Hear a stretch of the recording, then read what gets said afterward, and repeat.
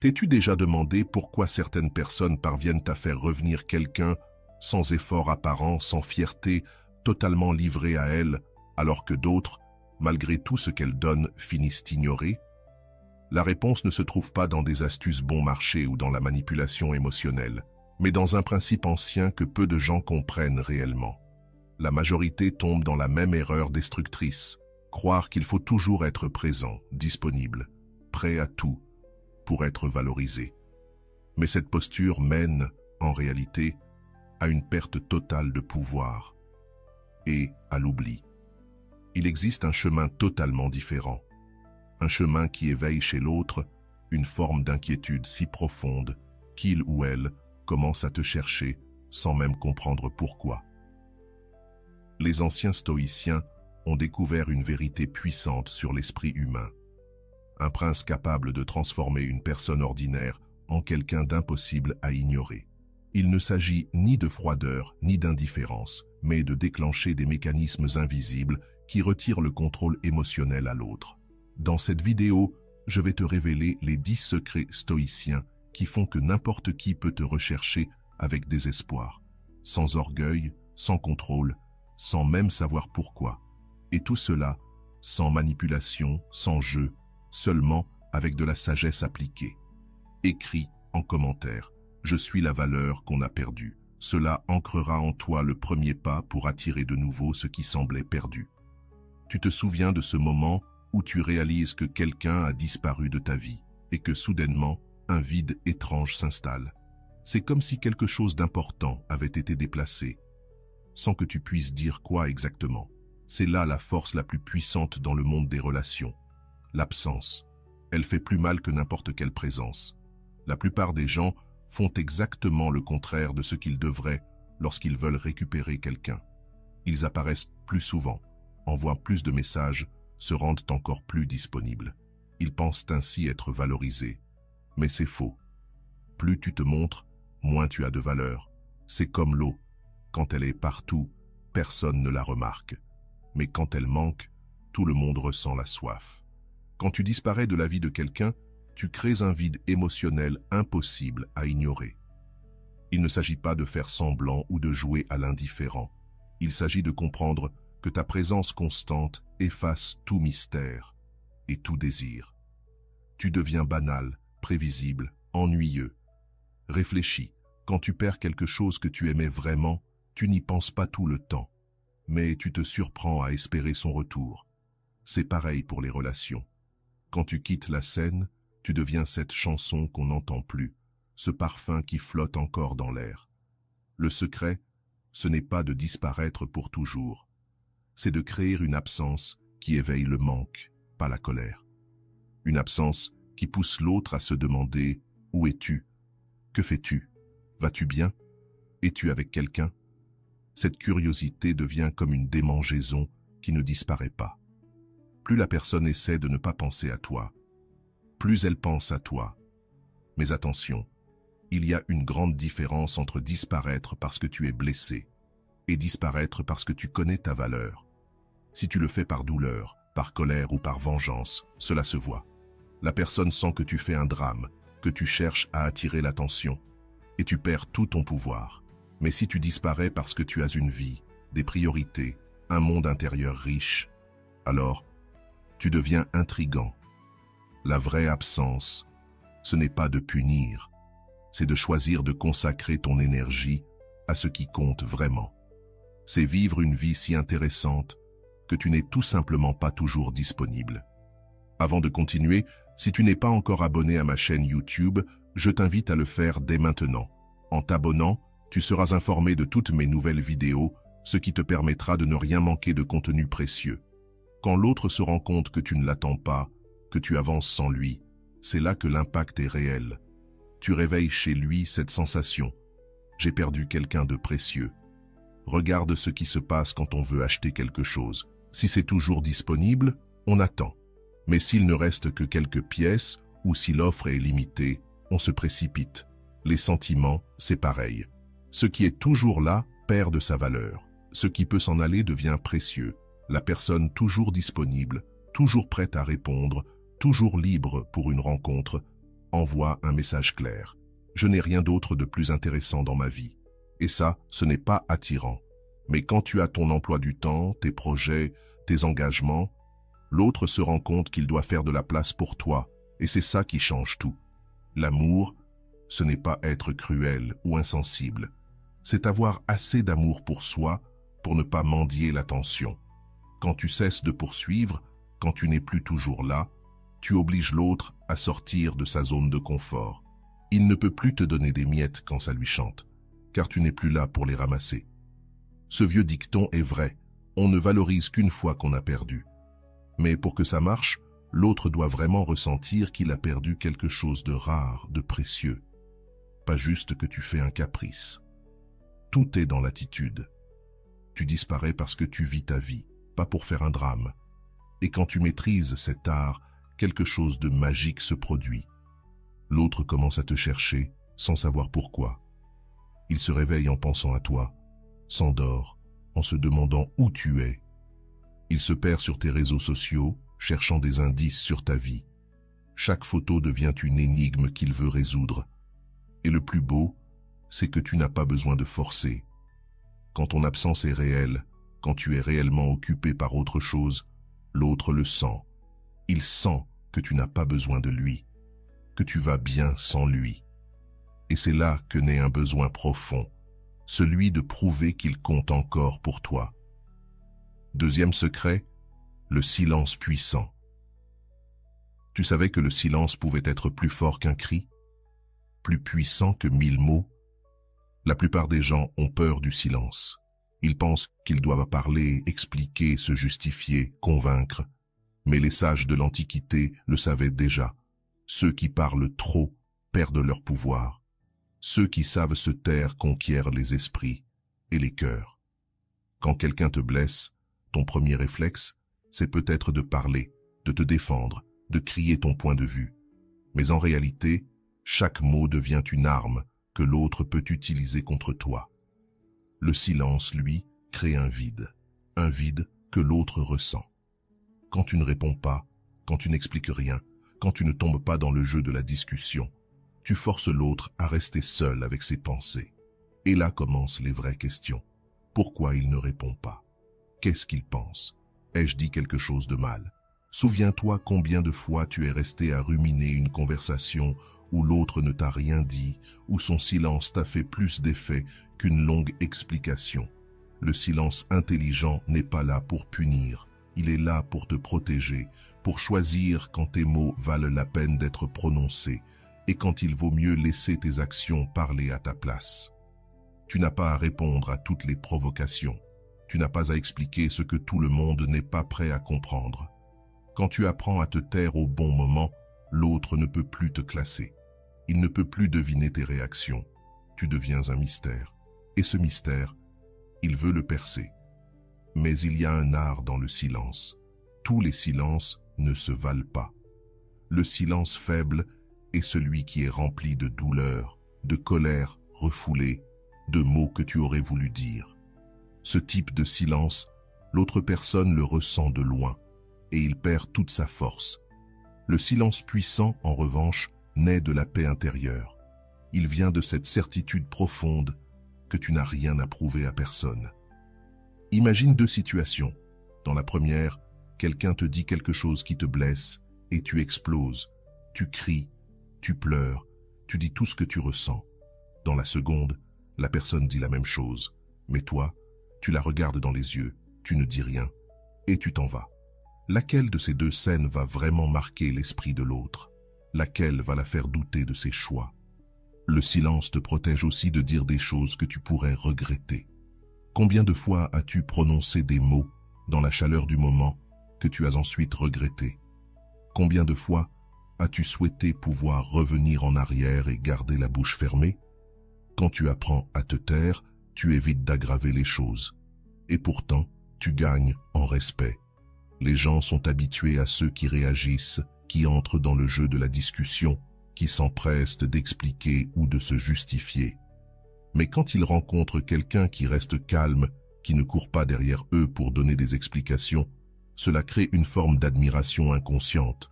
C'est comme s'ils pensaient « Waouh, Cette personne a une force intérieure que je n'ai pas. Le silence bien utilisé crée aussi un espace pour que l'autre ressente le manque de ta voix. Quand tu parles trop, ton opinion devient banale, tes mots perdent de leur poids. Mais quand tu choisis avec soin ce que tu dis, chaque mot devient important. La personne écoute avec attention, elle guette la moindre de tes réactions. Ne confonds pas cela avec de la froideur ou de l'indifférence. Le silence puissant ne signifie pas que tu ne ressens rien. Cela signifie simplement que tu ne laisses pas tes émotions contrôler tes réactions. Peut-être que tu ressens beaucoup à l'intérieur, mais à l'extérieur, tu montres du calme et de la maîtrise. Et c'est bien plus attirant que quelqu'un qui explose tout le temps. Ce qui est encore plus fascinant, c'est que le silence force l'autre à assumer ses actes. Quand tu ne cours plus après pour tout expliquer, pour tout résoudre, pour tout pardonner, la personne doit faire face au poids de ses propres choix. Elle ne t'a plus comme échappatoire à sa conscience coupable. Et avec le temps, ce silence perturbe sa tranquillité. Elle se demande ce que tu penses, si tu te soucies encore d'elle, si tu as déjà tourné la page. Et plus elle cherche à comprendre, plus elle devient désespérée de briser ce silence que tu as installé. Alors elle revient vers toi, sans fierté, cherchant à comprendre ce qui a changé. Souviens-toi, ceux qui parlent trop révèlent leur désespoir. Ceux qui savent quand se taire, eux, révèlent leur puissance. Le silence est le langage des forts, de ceux qui connaissent leur valeur et n'ont rien à prouver. Troisième point, le mystère naturel.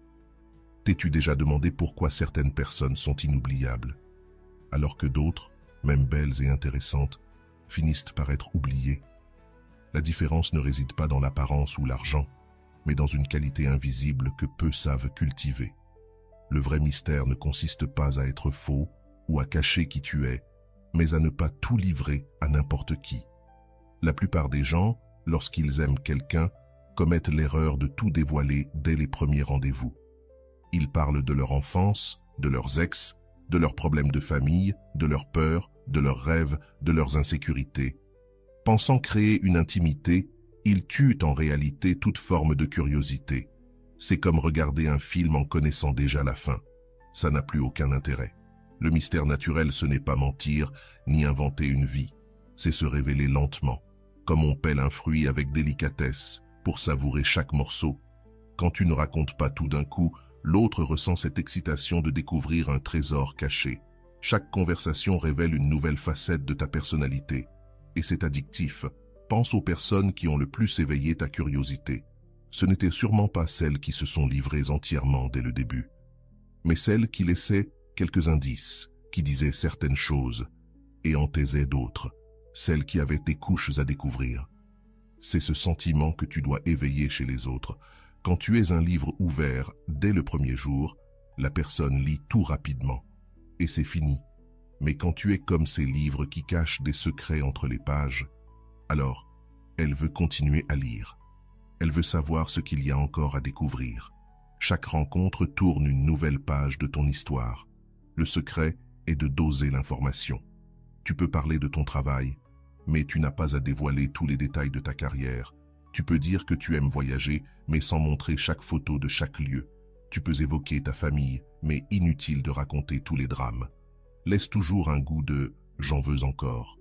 Cela ne veut pas dire être froid ou distant. Tu peux être chaleureux, présent, attentionné, tout en gardant certaines parties de toi secrètes. En réalité, les personnes les plus captivantes sont comme ça. Elles s'impliquent émotionnellement, mais conservent certains mystères. Ce mystère se reflète aussi dans tes habitudes, ta routine. Quand tu mènes une vie riche et pleine de sens, mais que tu ne dévoiles pas chaque détail, tu attises naturellement la curiosité. L'autre se demande « Que fait-elle quand elle n'est pas avec moi ? À qui parle-t-elle ? Quels lieux fréquente-t-elle ? Quelles histoires a-t-elle encore à raconter ?» Il y a un pouvoir immense dans le fait d'avoir des choses dont tu ne parles pas. Pas par honte, mais par choix. Un passe-temps secret. Un lieu que tu aimes garder pour toi. Un rêve que tu gardes pour ton cœur seul. Quand l'autre réalise que tu as encore des couches non révélées, cela réveille un désir presque irrésistible de découvrir ce qui t'habite. Aujourd'hui, les réseaux sociaux ont tué le mystère. Tout le monde montre tout, chaque repas, chaque sortie, chaque pensée. Mais imagine le pouvoir d'être différent, de ne publier que certaines choses, tout en laissant d'autres pour ceux qui partagent ta vraie vie. La personne deviendra folle de ne pas savoir ce que tu gardes pour toi. Le vrai mystère, c'est aussi de ne pas être prévisible. Quand l'autre pense te connaître, tu lui montres une facette inattendue. Quand elle attend une certaine réaction, tu réagis autrement. Pas pour manipuler, mais parce que tu es une personne riche, complexe, fascinante. Les gens valorisent plus ce qu'ils doivent mériter. Si tu te livres totalement dès le début, il n'y aura plus rien à découvrir plus tard. Mais si tu te révèles lentement, comme si tu enlevais un à un les voiles, chaque découverte devient un cadeau. Et c'est ça, le plus beau dans le mystère naturel. Chaque relation devient unique. Tu ne montres pas tout à tout le monde. Tu t'adaptes à la connexion que tu as avec chaque personne. Et elle a alors l'impression d'avoir découvert un côté de toi que personne d'autre ne connaît. Et ça, c'est addictif. Quand tu maîtrises cet art, les gens sont fascinés par toi, sans pouvoir expliquer pourquoi. Ils savent juste que tu es spécial, que tu as de la profondeur, et qu'il y a toujours plus à découvrir. C'est une attraction mentale, émotionnelle, une attraction qui ne disparaît pas avec le temps. Il existe une grande différence entre quelqu'un qui connaît sa propre valeur et quelqu'un qui mendie la reconnaissance des autres. Cette différence ne réside pas dans les mots qu'une personne prononce, ni dans les publications qu'elle partage sur Internet. Elle se trouve dans une énergie invisible, une manière d'être, une posture intérieure qui fait que les autres la respectent et recherchent naturellement sa présence. La majorité des gens passent leur temps à chercher l'approbation. Ils font des choses pour impressionner, disent ce qu'ils pensent que les autres veulent entendre, modifient leur comportement selon la personne en face d'eux. Mais ce comportement produit souvent l'effet inverse. Au lieu d'être valorisés, ils apparaissent désespérés et perdent tout leur charme. Quand tu sais réellement ce que tu vaux, tu n'as rien à prouver. Tu ne changes pas ta personnalité pour plaire. Tu ne restes pas dans une relation simplement par peur d'être seul. Tu ne supplies pas pour de l'attention ou de l'affection. Tu es simplement toi-même. Et si quelqu'un ne voit pas ta valeur, ce n'est pas ton problème. Cela n'a rien à voir avec l'arrogance. Une personne arrogante rabaisse les autres pour se sentir importante.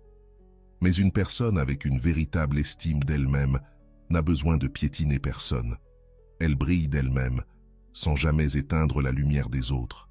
Sa confiance est silencieuse, elle ne crie pas, elle ne s'affiche pas, mais tout le monde la ressent. Pense aux personnes que tu connais qui ont cette qualité. Elles ne se vantent de rien. Elles ne passent pas leur temps à parler de leur réussite. Pourtant, quand elles parlent, tout le monde écoute, et quand elles partent, leur absence se fait remarquer. C'est cela, la vraie estime de soi. Une présence puissante, sans effort. L'estime de soi se manifeste aussi dans tes choix.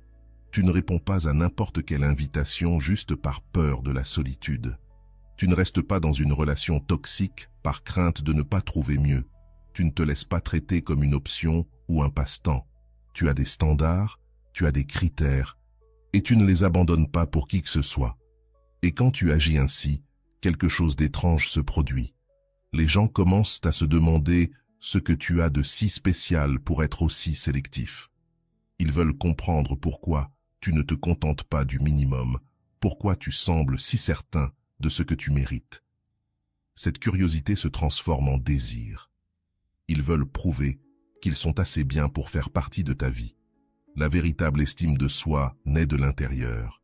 Elle ne dépend pas des compliments, des likes ou du regard des autres. Tu sais que tu as des qualités uniques. Tu sais que tu as quelque chose à offrir qui fait une vraie différence dans la vie de ceux qui te connaissent vraiment. Cette certitude intérieure agit comme un aimant. Elle attire les personnes de qualité et éloigne ceux qui ne veulent que profiter de toi. Quelqu'un qui connaît sa valeur ne court pas après ceux qui ne montrent aucun intérêt. Il n'envoie pas de message à ceux qui ne répondent pas. Il ne gaspille pas son temps à convaincre quelqu'un qu'il en vaut la peine. Il avance, concentré sur ceux qui savent reconnaître sa véritable importance. Et cela a un impact puissant sur l'esprit des autres. Lorsqu'une personne comprend que tu ne mendis pas son attention, que tu as une vie bien remplie et que tu ne te contenteras jamais de miettes, elle commence à te voir autrement. Tu cesses d'être quelqu'un de plus pour devenir quelqu'un de spécial. L'estime de soi se voit aussi dans la façon dont tu prends soin de toi. Il ne s'agit pas de vanité ni de dépenser de l'argent inutilement. Il s'agit de te traiter avec respect et affection.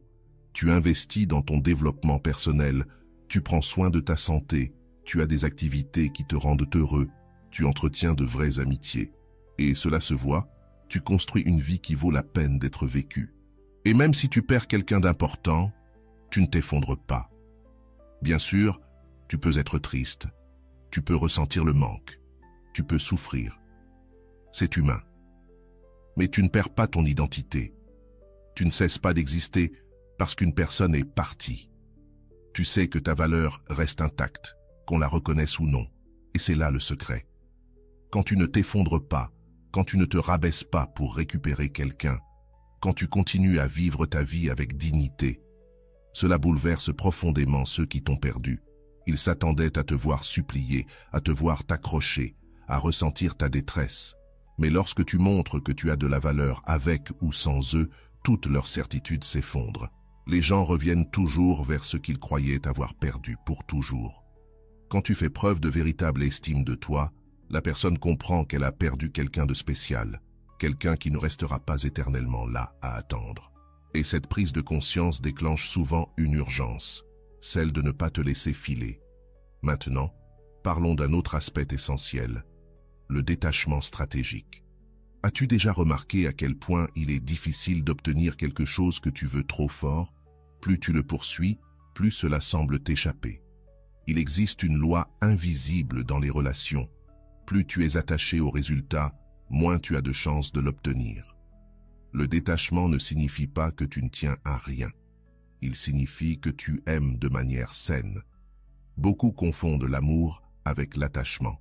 Ils croient que s'ils ne sont pas tout le temps inquiets, présents, en train de vérifier et de contrôler, c'est qu'ils n'aiment pas vraiment. Mais en réalité, c'est souvent de la peur déguisée en affection, de l'insécurité maquillée en attention. Quand tu es trop attaché à quelqu'un, tu dégages une énergie lourde et étouffante. L'autre sent que tu as besoin de lui pour être heureux, que ta vie dépend de sa présence. C'est un poids énorme à porter, et cela pousse les gens à s'éloigner. Personne ne veut être responsable du bonheur d'un autre. Le véritable détachement, c'est aimer sans posséder, prendre soin sans contrôler, être présent sans être envahissant. C'est comprendre que chacun est libre de faire ses choix et que ton bonheur ne peut pas dépendre des décisions des autres. Et quand tu arrives à aimer de cette façon, il se passe quelque chose de magique. L'autre personne se sent libre de choisir d'être avec toi et non pas obligée de rester. Imagine la différence entre retenir un oiseau de force et laisser ta main ouverte pour qu'il y revienne de lui-même. Si tu le serres trop fort, il cherchera à s'enfuir. Si tu ouvres ta main, il peut choisir de rester parce qu'il s'y sent bien. C'est pareil avec les gens. Ils restent là où ils se sentent libres d'être eux-mêmes. Le détachement stratégique ne veut pas dire que tu ne ressens rien, mais que tu aimes de manière mature. Tu veux le bonheur de l'autre, même si cela signifie qu'il suit un chemin différent. Tu soutiens sa joie, même si elle ne t'inclut pas. Ce type d'amour est rare. Et quand quelqu'un y goûte, il en devient accro. Quand tu cesses de faire tourner ta vie autour de quelqu'un, quand tu poursuis tes propres rêves, tes objectifs, tes plaisirs, tu deviens infiniment plus attirant. La personne réalise que tu as une vie riche et complète, que tu n'es pas désespéré d'avoir quelqu'un à tes côtés. Et cela suscite un vrai désir de faire partie de cette vie unique que tu as construite. Le détachement te libère aussi de l'obsession d'interpréter chaque geste, chaque mot, chaque silence. Tu ne vis plus dans des montagnes russes émotionnelles, oscillant entre l'euphorie quand tout va bien et le désespoir quand l'autre est distant. Ta paix intérieure ne dépend plus des humeurs de quelqu'un d'autre. Et c'est là que réside ta véritable puissance. Cette stabilité émotionnelle est extrêmement attirante. Les gens se lassent de ceux qui oscillent sans cesse entre l'euphorie et le désespoir, entre les crises de jalousie et l'affection exagérée. Mais lorsqu'il rencontre quelqu'un qui possède une paix intérieure, qui ne se laisse pas facilement ébranler, qui garde son équilibre même dans les moments difficiles, cela éveille naturellement l'admiration et le respect. Le détachement stratégique te protège aussi des décisions prises sous l'impulsion du désespoir. Tu ne te contentes pas de miettes d'attention juste pour garder quelqu'un près de toi. Tu ne pardonnes pas tout simplement pour éviter un conflit. Tu ne changes pas ta personnalité pour plaire. Au contraire, tu gardes tes valeurs, tu poses tes limites, et c'est précisément cela qui pousse les autres à te respecter bien davantage. Quand tu n'es pas attaché aux résultats, tu peux être plus authentique. Tu n'as plus besoin de calculer chaque mot, chaque geste, chaque réaction pour essayer de manipuler ce que l'autre ressentira pour toi. Tu es simplement toi-même. Tu dis ce que tu penses. Tu agis selon tes principes. Et cette authenticité agit comme un aimant, surtout pour ceux qui ont l'habitude des masques, des faux semblants et de l'égoïsme. Le plus intéressant, c'est que le détachement crée une forme naturelle de rareté. Quand la personne réalise que tu n'es pas désespéré à l'idée de la garder dans ta vie, que tu ne vas pas supplier ni faire des folies pour la récupérer, son ego est touché. Elle commence à se poser des questions. Pourquoi ne me poursuit-il pas comme tous les autres? Cette question, plantée dans son esprit, grandit comme une graine. Elle commence à se demander si tu es vraiment si spécial, si elle a réellement autant de pouvoir sur toi qu'elle le croyait. Et lorsqu'elle comprend qu'elle peut véritablement te perdre, que tu ne seras pas toujours disponible, alors naît en elle un besoin désespéré de regagner ton attention. Le détachement stratégique t'ouvre aussi les yeux sur les gens tels qu'ils sont vraiment, pas tels que tu voudrais qu'ils soient. Quand tu n'es plus aveuglé par le besoin d'avoir quelqu'un à tes côtés, tu peux voir s'il te valorise sincèrement, s'il tient réellement à toi, s'il souhaite vraiment être présent dans ta vie. Cela t'évite de perdre du temps avec ceux qui ne le méritent pas. Rappelle-toi, ceux qui aiment vraiment veulent que tu sois libre de choisir. Et lorsque tu montres que tu es libre de choisir, mais que tu décides malgré tout de rester, cela a une valeur bien plus grande que de rester par obligation, par habitude ou par peur de la solitude. Le vrai détachement n'éloigne pas ceux qui t'aiment vraiment. Au contraire, il les rapproche encore plus de toi. L'énergie inversée. Il existe une force invisible que peu de gens comprennent, mais qui peut changer radicalement le cours d'une relation. C'est comme un courant électrique entre deux personnes, et celui qui sait inverser ce courant détient le pouvoir de transformer le rejet en désir, l'indifférence en obsession. Il s'agit d'utiliser l'énergie que l'autre t'envoie et de la renvoyer, multiplier, mais dans la direction opposée. Souvent, lorsqu'on nous traite mal, notre réaction naturelle est de répondre de la même manière. Si la personne est froide, on devient froid. Si elle s'éloigne, on s'éloigne davantage. Si elle nous ignore, on l'ignore aussi. Mais c'est précisément ce qu'elle attend. Et quand tu fais ce qui est prévisible, tu perds tout le pouvoir de surprendre. L'énergie inversée fonctionne différemment. Quand on s'attend à ce que tu t'énerves, tu réponds avec calme. Quand on espère que tu t'effondres, tu montres ta tranquillité. Quand on pense que tu vas courir après, tu t'éloignes avec élégance. Cette inversion crée un court-circuit mental chez l'autre, car elle ne peut pas te ranger dans ses schémas habituels. Imagine qu'une personne te parle avec froideur en espérant que tu réagisses avec colère. Mais toi, tu souris, tu dis quelque chose de gentil et tu t'en vas sans faire d'histoire. Cela va la hanter pendant des jours. Elle se demandera pourquoi tu n'as pas réagi comme prévu, ce que tu pensais réellement, si tu t'en fichais ou si tu es plus fort qu'elle ne l'imaginait. Cette technique fonctionne parce qu'elle brise les attentes. Chacun de nous a un modèle mental des réactions possibles des autres. Quand quelqu'un réagit comme prévu, on confirme nos croyances et on passe à autre chose. Mais quand quelqu'un réagit de façon totalement différente, cela crée une curiosité irrésistible. L'énergie inversée démontre aussi une grande maturité émotionnelle. Quand tu ne te laisses pas entraîner dans la provocation, quand tu refuses d'entrer dans le jeu de la vengeance, quand tu gardes ta classe alors que l'autre perd la sienne, cela révèle une force intérieure impressionnante. Les gens respectent profondément ceux qui savent rester élégants, même dans l'adversité. Attention, il ne s'agit pas de faire semblant ou de réprimer tes émotions. Il est normal d'éprouver de la colère, de la peine ou de la déception. Mais la vraie différence réside dans la manière dont tu choisis d'exprimer ces émotions. Au lieu d'exploser, tu canalises cette énergie dans quelque chose de constructif. Tu l'utilises pour grandir. Par exemple, si quelqu'un se moque de toi pour te faire perdre ton sang-froid, transforme cette énergie en motivation pour élever ta vie. Si on t'ignore dans l'espoir que tu quémandes de l'attention, utilise cette énergie pour te concentrer sur tes projets personnels. Tu transformes le poison en médicament. Le plus puissant, avec l'énergie inversée, c'est qu'elle pousse l'autre à repenser toutes ses stratégies. Lorsqu'il ou elle réalise que les jeux mentaux ne fonctionnent pas sur toi, que tu ne tombes pas dans ces pièges émotionnels, il ou elle doit changer d'approche. Et souvent, la seule approche qui reste, c'est la sincérité. Même si la personne ne l'admet pas, cette inversion éveille un profond respect. Elle sera impressionnée par ta capacité à ne pas vaciller, à rester digne, même quand on essaie de t'ébranler. Et ce respect est souvent le premier pas vers des sentiments plus profonds. Quand tu maîtrises cette énergie inversée, tu casses le cercle vicieux des relations toxiques. Tu évites la guerre des égos dans laquelle tout le monde finit perdant. Tu élèves le niveau. Tu montres qu'il est possible de gérer les conflits avec maturité sans blesser personne.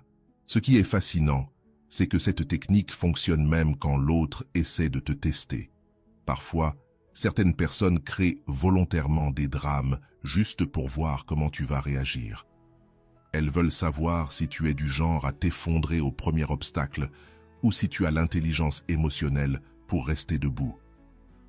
Quand tu utilises l'énergie inversée, tu réussis ce test sans même le savoir. L'autre comprend que tu n'es pas comme la majorité, tu as le contrôle sur toi. Tu ne te laisses pas manipuler par des émotions toxiques, et cela suscite une admiration inconsciente qui peut évoluer en quelque chose de beaucoup plus grand. Enfin, l'énergie inversée protège ta paix intérieure. Quand tu refuses de vibrer à la même fréquence négative que l'autre, quand tu ne te laisses pas contaminer par sa toxicité, tu préserves ton énergie. Et cette énergie propre, alignée, attire naturellement. Les gens veulent être proches de ceux qui les font se sentir bien. Retiens bien, il ne s'agit pas de tout accepter ou d'être passif. Il s'agit de choisir tes batailles avec sagesse. De ne pas gaspiller ton énergie sur ceux qui ne la méritent pas. De rester digne même quand d'autres s'effondrent. Et quand tu fais cela de manière constante, tu deviens irrésistible pour ceux qui comptent vraiment. La personne qui t'ignorait autrefois commence soudainement à ressentir un étrange vide et un besoin désespéré de redevenir le centre de ton attention. La majorité des gens font exactement l'inverse quand ils veulent conquérir quelqu'un. Ils y mettent toute leur énergie, tout leur temps, toute leur pensée. Ils se réveillent en pensant à cette personne, passent la journée à vérifier s'ils ont reçu un message, s'endorment en l'imaginant. Ils pensent qu'ainsi, ils gagneront son cœur. Mais en réalité, ils lui remettent tout leur pouvoir. Quand tu te focalises trop sur une personne, tu envoies un message silencieux, mais extrêmement clair. Ma vie tourne autour de toi. Tu es plus important que moi. Et ça, c'est l'opposé de ce qui est attirant. Personne ne tombe amoureux de quelqu'un qui le place si haut sur un piédestal qu'il s'efface lui-même dans le processus. On tombe amoureux de ceux qui ont une vie intéressante et choisissent de la partager avec nous. Rediriger ton attention ne signifie pas faire semblant de ne pas t'intéresser ou essayer de rendre l'autre jaloux. Cela signifie littéralement construire une vie si riche, si pleine de bonnes choses, que tu n'as même plus le temps de t'obséder pour une seule personne. Tu as un travail qui te passionne, des loisirs qui t'enthousiasment, des amis qui te font rire, des projets qui te motivent. Imagine deux situations. Dans la première, tu passes ta journée à attendre un message, à consulter ton téléphone toutes les 5 minutes, à annuler des plans dans l'espoir que cette personne t'écrive.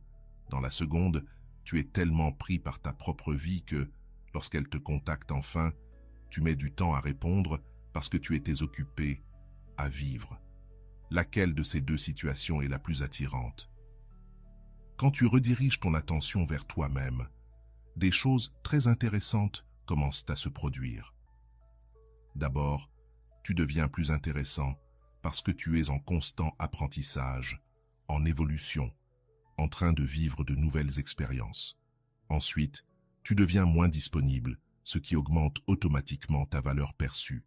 Enfin, tu cesses d'émettre cette énergie de besoin qui repousse les autres. Et ce qui est fascinant, c'est l'effet que cela a sur ceux qui étaient habitués à recevoir toute ton attention. Cette personne se sentait à l'aise en sachant que tu étais toujours là, toujours disponible, toujours focalisé sur elle. Mais soudain, elle réalise que tu as d'autres priorités, d'autres centres d'intérêt, d'autres personnes dans ta vie. Et cela crée une agitation intérieure qu'elle ne peut pas ignorer. C'est comme une chanson que tu écoutais tous les jours. Tu ne te rendais même pas compte à quel point elle te plaisait, jusqu'au jour où elle disparaît. C'est pareil avec les gens. Ils ne réalisent la valeur de ton attention que lorsqu'elle n'est plus toujours disponible. En redirigeant ton attention, tu te protèges aussi des fantasmes irréalistes. Quand tu es obsédé par quelqu'un, tu as tendance à l'idéaliser, à ignorer ses défauts, à lui prêter des qualités qu'elle n'a pas. Mais quand tu es centré sur d'autres choses, tu peux la voir telle qu'elle est vraiment, sans les filtres du besoin.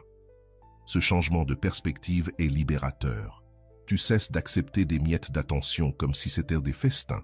Tu arrêtes d'interpréter chaque gentillesse comme une preuve d'amour éternel. Tu sors de cette montagne russe émotionnelle où un sourire te transporte au ciel et un silence te précipite au sol. Ta stabilité émotionnelle ne dépend plus de l'humeur d'une autre personne. Et lorsque tu es vraiment concentré sur la construction d'une vie incroyable pour toi-même, cela se voit dans tout. Dans la manière dont tu parles de tes projets, dans l'éclat de tes yeux quand tu racontes tes réussites, dans l'énergie positive que tu dégages. Les gens ressentent cette énergie et veulent en faire partie. Ce qui est encore plus puissant, c'est que rediriger ton attention crée une rareté naturelle de ta présence. Quand tu n'es plus toujours disponible, toujours présent, toujours intéressé, l'autre doit se battre avec d'autres priorités pour obtenir ton temps. Et cela réveille un instinct de conquête qui était endormi. En ayant une vie riche et pleine, tu deviens une personne qui ajoute de la valeur à la vie des autres. Pas une charge, pas un fardeau, pas une personne dépendante. Tu deviens quelqu'un qui apporte des choses nouvelles, des expériences, des perspectives différentes. Et les gens veulent être entourés de ceux qui les élèvent, pas de ceux qui les tirent vers le bas. Ce recentrage développe aussi naturellement ta confiance. Quand tu accomplis des choses, que tu relèves des défis, que tu grandis, tu te sens automatiquement plus sûr de toi. Et cette vraie confiance, celle qui naît de tes propres efforts, est bien plus attirante que celle qui dépend du regard des autres.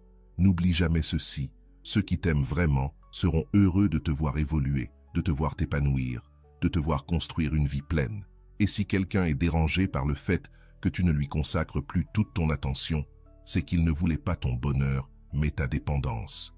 Quand tu rediriges ton attention de manière sincère, tu ne récupères pas seulement ceux qui t'avaient perdu.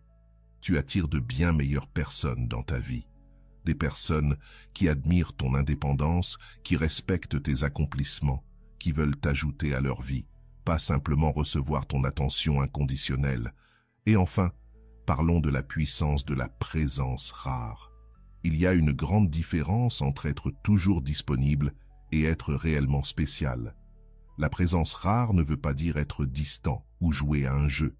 Cela signifie simplement comprendre que les choses les plus précieuses ne sont ni partout, ni toujours accessibles. Quand tu deviens une présence rare dans la vie de quelqu'un, tu deviens immédiatement plus désirable. La plupart des gens croient qu'ils doivent toujours être là, tout le temps, pour ne pas être oubliés. Ils répondent aux messages à la seconde, acceptent toutes les invitations, annulent leurs propres plans pour être disponibles. Mais en faisant cela, ils deviennent communs, prévisibles, sans aucune valeur particulière. Réfléchis à ce que tu valorises le plus dans ta vie. Ce ne sont probablement pas les choses que tu peux avoir tous les jours. Ce sont ces moments rares, ces expériences uniques, ces personnes qui ne sont pas toujours là, mais qui laissent une trace profonde. Les relations fonctionnent exactement de la même manière. Ce qui est toujours là perd de son charme. La rareté crée l'attente. Quand les gens savent qu'ils ne te verront pas à chaque instant, qu'ils n'ont pas un accès permanent à toi, chaque rencontre devient un événement spécial. Ils attendent avec impatience la prochaine occasion d'être en ta présence. Et ce n'est pas une question de jouer un rôle ou de prétendre être occupé. Une vraie présence rare vient d'une vie vraiment intéressante, d'un emploi du temps rempli de choses qui comptent. Tu as des projets qui t'enthousiasment, des amis à voir, des passions à entretenir. Quand tu deviens une présence rare, les gens savourent chaque moment passé avec toi. Ils sont pleinement présents. Ils ne consultent pas leur téléphone, ne pensent pas à autre chose. Ils savent que ton temps est précieux. Alors, ils en profitent pleinement. Et c'est là que la magie opère. Les gens ressentent souvent le besoin de protéger, de garder, de s'assurer que quelque chose ne leur échappe pas. Inconsciemment, ils commencent à te traiter comme un trésor qu'ils doivent préserver. Le plus intéressant, c'est de voir comment ta présence rare affecte la qualité de tes relations. Quand tu n'es pas toujours disponible, tu filtres automatiquement les personnes qui tiennent vraiment à toi. Ceux qui ne venaient vers toi que par convenance ou par ennui disparaîtront rapidement. Mais ceux qui te valorisent sincèrement feront l'effort de libérer du temps pour toi. Cette rareté te protège aussi des relations superficielles. Être toujours disponible, c'est risquer d'être vu comme une distraction, une échappatoire, une seconde option. Mais quand ta présence devient rare, les autres doivent faire preuve d'intention. Ils ne peuvent plus te chercher simplement quand ils n'ont rien de mieux à faire. Ce positionnement crée un cycle très positif. Plus tu deviens une présence spéciale, plus des personnes intéressantes veulent faire partie de ta vie. Et plus ta vie devient riche et pleine de sens, plus tu deviens rare. C'est comme une spirale ascendante qui t'élève vers des cercles sociaux de meilleure qualité. Souviens-toi, la rareté ne se mesure pas en quantité, mais en qualité. Tu peux voir quelqu'un une seule fois par mois, mais si cette rencontre est mémorable, elle aura bien plus de valeur que 50 rendez-vous sans âme. Les gens se souviennent des moments qui touchent leur cœur, pas de ceux qui n'étaient là que pour tuer le temps. Quand tu maîtrises cet art, quelque chose de magique se produit. Ceux qui te prenaient pour acquis réalisent soudain que tu n'es plus toujours là, qu'ils doivent désormais programmer un rendez-vous pour te voir, qu'ils sont en concurrence avec d'autres priorités de ta vie. Cela crée une urgence qui n'existait pas avant. La personne qui ne t'appelait que par ennui doit désormais anticiper. Celle qui annulait vos plans à la dernière minute doit maintenant respecter ton emploi du temps. Ce renversement de pouvoir se fait naturellement lorsque tu deviens rare et précieux. Ta rareté augmente aussi l'impact de chaque interaction. Quand les gens te voient moins, ils écoutent davantage. Chaque mot que tu dis, chaque geste que tu fais prend plus de poids. Ton avis est plus respecté, tes conseils sont plus écoutés, ta présence devient marquante et inoubliable. Le secret, c'est d'être rare sans devenir inaccessible. Reste une personne accessible et bienveillante, mais sois clair sur tes priorités. Tu as du temps pour ceux qui le méritent, mais pas pour tout le monde. Tu es là pour les moments importants, mais pas pour la futilité. Cette sélection naturelle fait toute la différence. En devenant une présence rare, tu plantes une graine de nostalgie dans le cœur de l'autre. Cette personne commence à penser à toi, à se rappeler les moments partagés, à souhaiter plus de temps à tes côtés. Et c'est ce désir qui nourrit la passion. Il existe aussi une force invisible qui sépare les gens ordinaires de ceux qui deviennent irrésistibles, le contrôle intérieur. Ce n'est pas dominer les autres ou manipuler les situations. C'est avoir une maîtrise totale de ses propres émotions, réactions et impulsions. Quand tu développes ce contrôle, tu deviens comme un rocher au milieu d'une mer agitée. Et ceux qui t'entourent sont fascinés par cette stabilité qu'ils n'ont pas. La plupart des gens vivent comme des feuilles emportées par le vent, ballottées par les humeurs des autres et les circonstances. Ils explosent lorsqu'on les provoque. Ils s'effondrent lorsqu'on les rejette. Ils s'emballent pour le moindre geste d'affection. Cette montagne russe émotionnelle est épuisante pour eux-mêmes, mais aussi repoussante pour les autres. Avoir un vrai contrôle intérieur, c'est ne pas réagir automatiquement aux stimuli extérieurs. Quelqu'un peut essayer de te blesser, de se moquer de toi, de te faire perdre ton calme, mais tu choisis consciemment ta réponse. Cette capacité à rester calme dans les situations difficiles suscite une admiration presque instantanée. Le contrôle intérieur ne signifie pas être froid ou insensible. Tu ressens toujours la colère, la joie, la tristesse, la passion. La différence, c'est que tu ne te laisses pas dominer par ces émotions. Tu les reconnais, tu les accueilles, mais tu choisis comment les exprimer de façon constructive. C'est comme être au volant de ta voiture émotionnelle, plutôt que de n'être qu'un passager. Imagine deux personnes face à la même difficulté. L'une explose, crie, dramatise. L'autre respire, analyse calmement et résout le problème sans en créer d'autres. Laquelle des deux gagnerait ton respect? Laquelle semblera plus mature et fiable? Le contrôle intérieur se manifeste aussi dans la façon dont tu gères le rejet ou la déception. Au lieu de supplier, de faire des scènes ou de chercher à forcer l'autre à changer d'avis, tu acceptes la réalité avec dignité.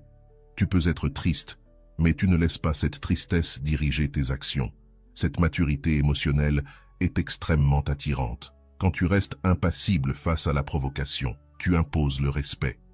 Les gens réalisent qu'ils ne peuvent pas te manipuler avec des caprices émotionnels, qu'ils ne peuvent pas te contrôler avec leurs humeurs, que tu n'acceptes pas n'importe quoi, juste pour éviter un conflit. Ce respect est la base de toute relation saine, et ce contrôle intérieur te protège aussi des décisions prises sous le coup de l'impulsion. Combien de fois as-tu dit ou fait quelque chose que tu as regretté ensuite, parce que tu n'as pas su faire une pause avant de réagir?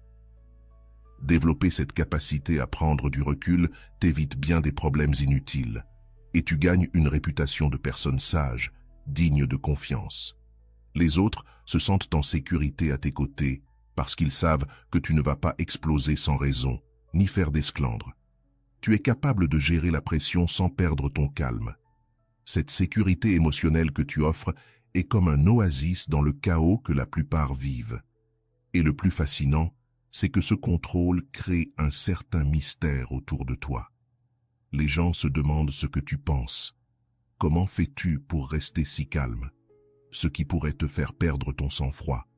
Ils veulent connaître tes limites, comprendre comment fonctionne ton esprit, trouver un moyen de te toucher émotionnellement. Cette curiosité crée un intérêt bien plus profond qu'une simple attirance physique. La personne veut te connaître sincèrement. Elle veut comprendre ce qui t'anime, ce qui te rend si équilibré. Et cette quête de compréhension construit un lien bien plus fort que n'importe quelle séduction ordinaire.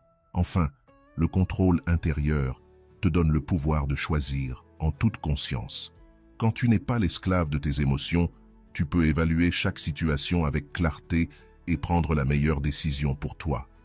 Tu ne restes pas dans une relation toxique par peur de la solitude. Tu ne pardonnes pas des trahisons par peur de perdre quelqu'un. Tu ne t'humilies pas par désespoir. Cette capacité de choisir te rend plus sélectif.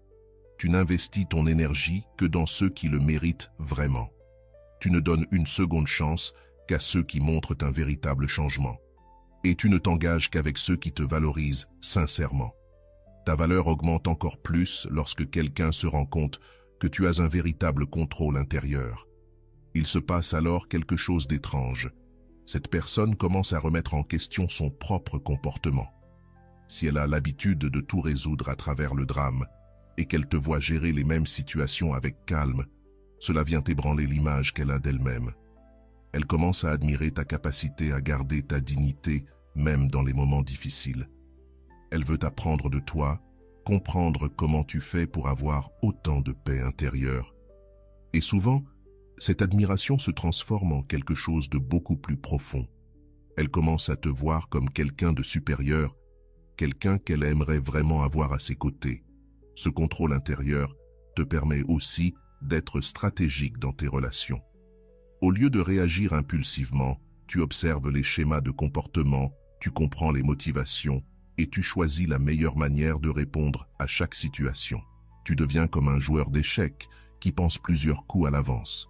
N'oublie jamais, les gens reviennent toujours chercher ce qui les faisait se sentir en sécurité.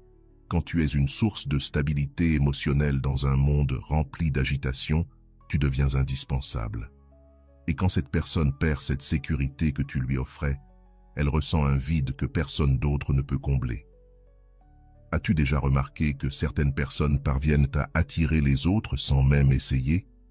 comme si elles éveillaient un intérêt authentique sans jamais utiliser de stratagème? C'est parce qu'elles ont maîtrisé l'art le plus puissant des relations, l'attraction indirecte. Il s'agit de devenir tellement intéressant, magnétique, spécial, que les autres gravitent naturellement vers toi. La plupart des gens cherchent à attirer les autres de façon directe et désespérée. Ils complimentent trop, font des faveurs exagérées, s'humilient pour plaire, parlent tout le temps de leurs sentiments. Ils pensent qu'ainsi, ils gagneront le cœur de quelqu'un, mais en réalité, ils éloignent toute possibilité de créer une véritable attraction. L'attraction indirecte, elle, fonctionne de manière complètement différente. Plutôt que d'essayer d'impressionner directement, tu te concentres sur le fait de devenir une version tellement incroyable de toi-même qu'on ne peut pas l'ignorer. Tu développes tes qualités, tu cultives tes talents, tu construis une vie intéressante et tu laisses cette vie parler pour toi. C'est comme la différence entre un vendeur désespéré qui insiste pour que tu achètes quelque chose et une magnifique vitrine qui t'attire naturellement. Lequel des deux suscite le plus de désir? Lequel te donne vraiment envie? La réponse est évidente. Personne ne peut résister à ce qui est naturellement attirant. Quand tu maîtrises l'attraction indirecte, tu n'as plus besoin de prouver ta valeur à quiconque. Ta valeur brille dans chaque conversation passionnante que tu as, dans chaque projet stimulant que tu développes, dans chaque histoire fascinante que tu racontes. Les gens sentent que tu es spécial, sans que tu aies à le dire. Le secret, c'est de développer des aspects authentiques de ta personnalité qui attirent naturellement. Ton humour, ton intelligence, ta créativité, ta générosité, ton courage. Et quand tu cultives ces qualités par amour de toi-même, et non pour impressionner, elles brillent d'une manière authentique. L'attraction indirecte crée aussi une dynamique bien plus saine dans les relations. Au lieu que l'autre se sente oppressé par des signes d'intérêt trop évidents, il ou elle commence naturellement à vouloir te connaître. C'est cette personne qui va poser des questions sur ta vie, chercher des opportunités pour te voir. Et cette inversion est très puissante, car elle donne à l'autre l'impression de te conquérir, au lieu de se sentir conquis. Or, tout le monde préfère sentir qu'il a choisi quelque chose, plutôt qu'on lui ait imposé. Quand quelqu'un sent qu'il a dû faire un petit effort pour éveiller ton intérêt, la valeur qu'il accorde à la relation augmente. L'attraction indirecte fonctionne aussi parce qu'elle réveille la curiosité naturelle. Quand tu ne déclares pas tes sentiments à tout bout de champ, quand tu ne montres pas clairement ton intérêt, tu crées un mystère que l'autre veut élucider. Elle se demande « Est-ce qu'il m'aime bien? Que pense-t-il de moi ?» Et cette agréable incertitude, c'est le carburant de la passion.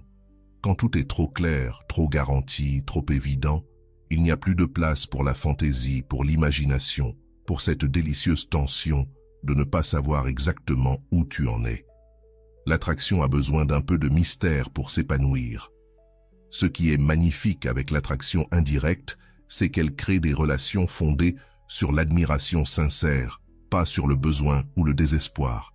La personne reste à tes côtés parce qu'elle admire vraiment qui tu es, pas parce que tu l'as convaincu ou supplié. Ce type d'attraction est bien plus durable, bien plus satisfaisant. Rappelle-toi, on tombe amoureux de ce qu'on découvre par soi-même, pas de ce qu'on nous force à regarder. Lorsque tu deviens naturellement attirant et que tu laisses l'autre découvrir tes qualités à son rythme, tu éveilles une passion beaucoup plus profonde.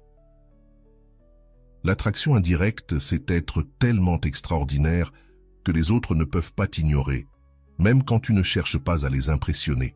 C'est avoir une vie si passionnante que les autres veulent en faire partie. C'est être un aimant naturel qui attire sans effort, sans manipulation, juste en étant la meilleure version de soi-même. Tu connais maintenant des secrets que peu de gens découvrent. Ces principes stoïciens ne sont pas juste des stratégies, ce sont des transformations radicales dans ta façon de vivre et de te connecter aux autres. Quand tu incarnes vraiment ces vérités, tu n'as plus besoin de courir après personne. Tu deviens la personne que les autres cherchent. Tu arrêtes de mendier de l'amour et tu attires l'adoration. Tu arrêtes de mendier de l'attention et tu deviens recherché avec intensité.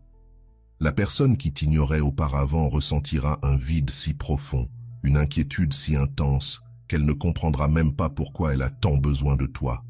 Elle reviendra, sans fierté sans contrôle, sans savoir ce qui a changé. Mais toi, tu sauras. Tu t'es réveillé du rêve du manque. Tu es devenu ce que tu étais toujours destiné à être. Une personne d'une valeur inestimable, qui ne se donne pas à n'importe qui. Et ça, c'est la plus grande revanche que tu puisses avoir sur ceux qui t'ont un jour sous-estimé. Devenir tout ce qu'ils ont toujours voulu, mais qu'ils ne méritent peut-être plus. Et voilà. J'espère que vous avez trouvé beaucoup de valeur dans cette vidéo. Merci d'être resté jusqu'à la fin de cette vidéo. J'adore quand vous faites ça. Si vous voulez une autre vidéo sur ce sujet, écrivez en commentaire « J'en veux encore plus ». J'espère vous revoir dans une autre vidéo. Merci pour ton temps, prends soin de toi et à bientôt.